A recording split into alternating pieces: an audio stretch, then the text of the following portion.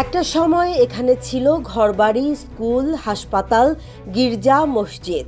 কিন্তু এখন শুধু ধ্বংসস্তূপ, ধোঁয়া আর আর্তনাদ। গাজার ৮০% অবকাঠামো গুঁড়িয়ে গেছে। বসতবাড়ি থেকে স্কুল, কলেজ, হাসপাতাল, মসজিদ, গির্জা কিছুই বাকি নেই। নিহত ৬১,০০০-এর বেশি মানুষ। আর্থিক ক্ষতি $১০০ বিলিয়ন বেশি। জাতিসংঘের তথ্য অনুযায়ী গাজার ধ্বংসস্তূপ অপসারণে প্রায় ১৪ বছর সময় লাগবে এবং এতে আনুমানিক $১.৫ বিলিয়ন খরচ হবে। ধ্বংসস্তূপের মধ্যে বিপজ্জনক উপকরণ ও অবিস্ফোরিত অস্ত্র থাকায় বিশেষ হস্তক্ষেপের দরকার পড়বে।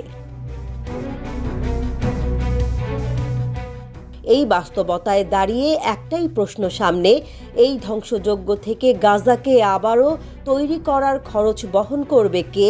গাজার ধ্বংসের জন্য ইসরায়েলকে $১০০ বিলিয়ন ক্ষতিপূরণ দিতে হবে, এমনটাই বলেছেন তুরস্কের প্রেসিডেন্ট রিসেপ তাইয়েপ এরদোয়ান।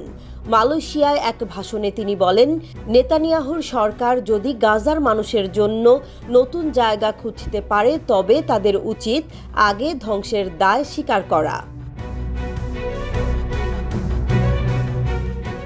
তবে শুধু এরদোয়ান নন, বিশ্ব স্বাস্থ্য সংস্থাও WHO বলছে গাজার শুধু স্বাস্থ্য ব্যবস্থায় পুনর্গঠনের জন্য দরকার $১০ বিলিয়ন।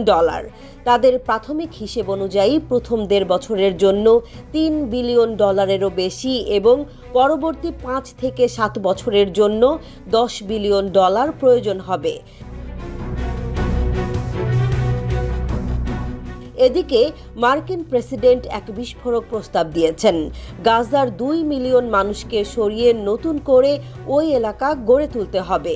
তিনি গাজার বর্তমান অবস্থা পরিবর্তন করে এটিকে মধ্যপ্রাচ্যের রিভেরা হিসেবে গড়ে তোলার কথা বলেছেন। ঘোষণা করেছেন যে যুক্তরাষ্ট্র গাজা কিনতে এবং এর মালিকানা নিতে প্রতিশ্রুতিবদ্ধ।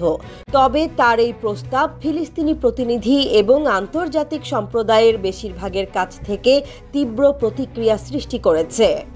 জাতিসংঘ মহাসচিব অ্যান্তোনিও গুতেরেস ট্রাম্পের প্রস্তাবের সমালোচনা করে গাজায় জাতিগত নির্মূল এড়াতে সতর্কবার্তা দিয়েছেন। তিনি বলেছেন, সমাধান খুঁজতে গিয়ে সংকট আরও ঘনীভূত করা উচিত হবে না। আন্তর্জাতিক আইনের মৌলভিত্তির প্রতি বিশ্বস্ত থাকাটা অত্যন্ত গুরুত্বপূর্ণ। যে কোনো রকম জাতিগত নিধন এড়াতে হবে। এই প্রস্তাবে ক্ষুব্ধ এরদোয়ান বলেছেন, এটা নতুন নাকবা তৈরির ষড়যন্ত্র। ১৯৪৮ সালের নাকবা ট্র্যাজেডিতে ৭ লাখ ফিলিস্তিনিকে জোরপূর্বক শরণার্থী করা হয়েছিল। ফের কি শরণার্থী হতে বাধ্য করা হবে গাজার মানুষকে? এরদোয়ান শুধু নিন্দা জানিয়ে থামেননি, বরং তিনি মুসলিম ও বিশ্ব নেতাদের প্রতি আহ্বান জানিয়েছেন ফিলিস্তিনের রাজধানী হবে পূর্ব জেরুজালেম এবং গাজাকে আবারও গড়ে তুলতে হবে। বিশ্বজুড়ে এই ইস্যুতে ব্যাপক প্রতিক্রিয়া দেখা গেছে। আরব ও মুসলিম দেশগুলো ক্ষুব্ধ। গাজাকে নিয়ে বিশ্ব রাজনীতির হিসাব নিকাশ এখন অন্য মাত্রায় পৌঁছেছে। এই পরিবর্তিত পরিস্থিতিতে গাজা পুনর্গঠনে ক্ষতিপূরণ দিতে বাধ্য করা যাবে ইসরায়েলকে।